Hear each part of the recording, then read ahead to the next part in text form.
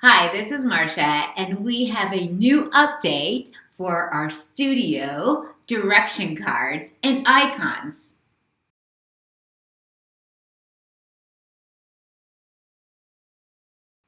Hi, everybody. Thank you so much for joining. Today, I want to showcase some of our new icons that we came up with. While I was in the classroom the other day, I just realized that teachers want to be able to do studios, but it just seems like so much work to just get started. So I'm making it easy for you.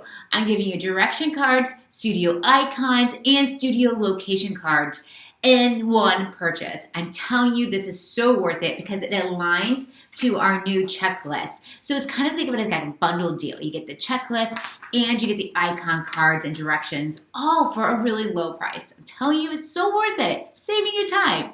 So what you're going to see here on the screen are our new icons. So we have a new vocabulary studio that we've included, spiral view. So if you're doing studios, you want to add those in, you can. We've updated the independent, small group, and digital content icons.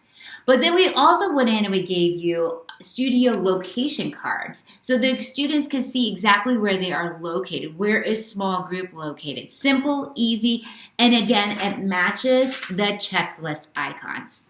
Then we also went in and in the same purchase that you're getting all the icons, you're going to also get direction cards that follow along with it. So there's going to be a small group studio location card as well as a small group independent digital content direction card where it's going to be talking about what does it sound like, what does it look like at the end of the studio, and directions.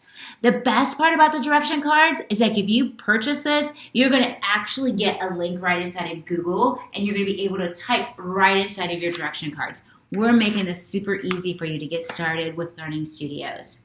New icons, new direction cards, and even studio locations ready for purchase to make deploying data-driven small groups even easier.